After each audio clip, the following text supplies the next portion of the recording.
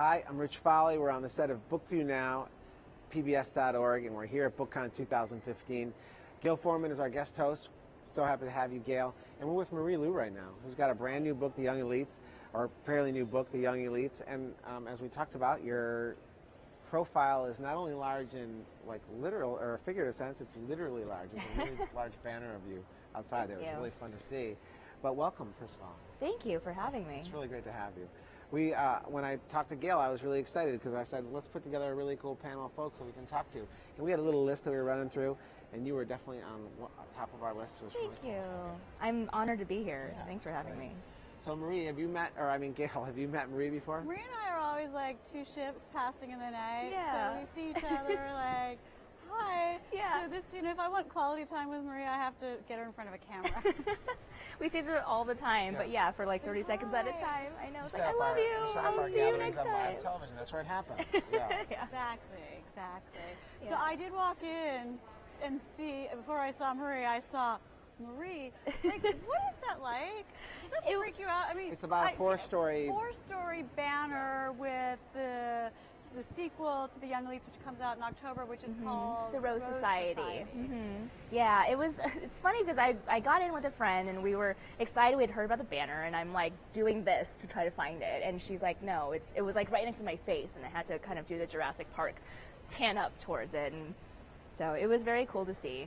I'm glad that my face is not on there because I feel like that would be really terrifying to see like a four-story, It was funny because last summer when the If I Stay movie stuff was like plastered everywhere, but I was upstate. I didn't see any of it. So people kept sending me pictures, which was the perfect way to see it because there's something really, it's like incredible, but it's also terrifying. It must have been so amazing. I mean, I saw it everywhere. It was like everywhere in LA. It was pretty plastered. So, but yeah, it was nice to see it from a distance. It's like it's out there happening somewhere from a safe distance. From a safe distance. It's Remove. This is the opposite of Remove when you're amidst your fans. They're like walking around and they notice you and they see you and they know your face. So what is it like when you're able to just like walk and people are right on you? They want to talk to you. They're right there. It's very surreal to be here with the readers. And I mean, that's why we go to these things. It's always fun to see, the faces of the people who are buying our books. But it's very weird to have that experience of people coming up to you. Because they do know you. It's not like riding the subway where, because, with the authors, what I love about you authors is that you're famous in your worlds, but you can still make your way around and maybe have a normal day at Macy's or wherever you want to go. Yeah, we're totally incognito. Yeah. Not here. Not here, no. Yeah. It's a celebration of books, which is cool. We love that. We really do. So the other element is just the absolute enthusiasm for your series. Thank you. So tell us about where the book's going and where you're taking it. Yeah, The Rose Society is the sequel for The Young Elites, and the series has been more challenging for me to write than the Legend series, which is my first. And that's because the series revolves around the story of a girl who becomes a villain. And it was very, very unsettling but interesting to be inside the head of somebody who becomes a bad person. So in the Rose Society, Adelina, who's the main character, continues her descent into being a supervillain. She's essentially like the teen version of Darth Vader. And that was one of my biggest inspirations. It totally was. And so the Rose Society is darker than the Young Elites. Adelina gets revenge on a lot of people, and so there's a lot of her bitterness coming to the surface. And so it was interesting to explore.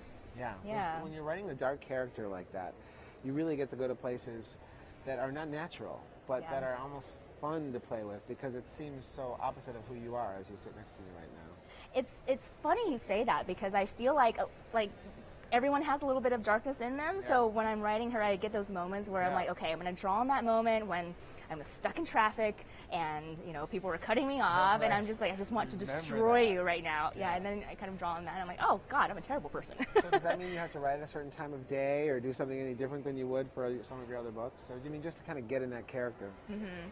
I always listen to music when I'm writing. I have to because the silence is too loud for me. It bothers me, so I have to listen to something. And for The Young Elites, I listen to a lot of like dark, angry, Wagner. Yeah, exactly. Do you still draw before you write? I do, yeah. I find it's fascinating. Somebody who can't even draw a stick figure, the visual is what brings you in. How does that work? Yeah, it's a huge part of my process. Before I was a full-time writer, I used to work in video games as a concept artist. So I can't actually get into my character's headspace unless I see them physically on paper. So before every story, I do draw out all my characters.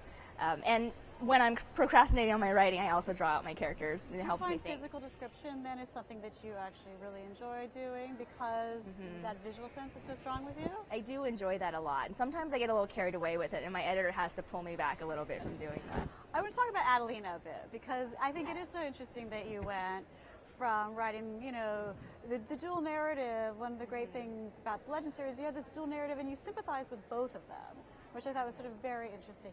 But to go to a villain or a villainous character, we hear a lot that teen readers want a relatable character, or like, right. Did you give thought to that? Did you have misgivings about, well, I'm giving them somebody who's pretty complicated?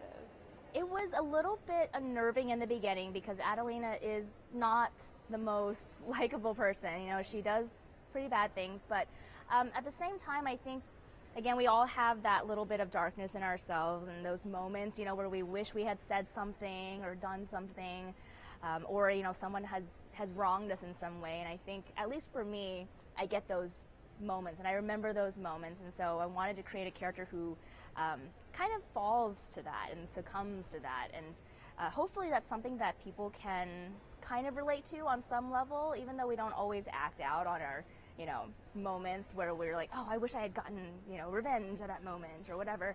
But I think it's something that hopefully people can relate to. And I like it because I think you're bucking this sort of double standard we sometimes have with female characters, where what a male character could get away with, right, difficult, you know, then they're just interesting. But when you see a female character, we're coming at it through a different lens, and people might have a little bit less patience with that. And so for you to take this character and be like, she's going to go to these places. Thank you.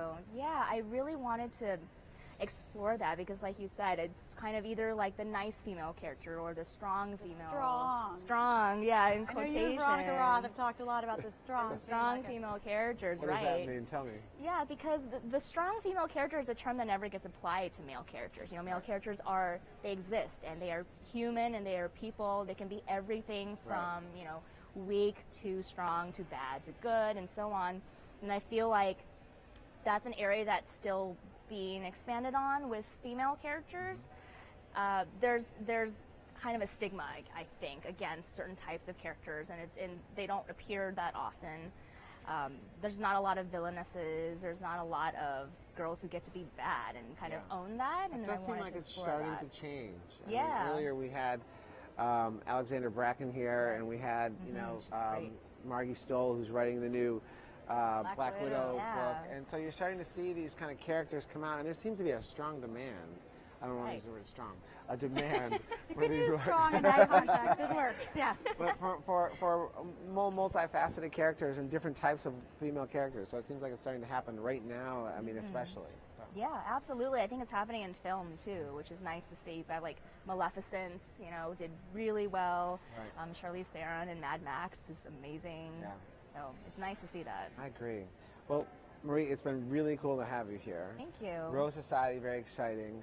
Your large banner is very exciting. Young Elites, a wonderful new series for you.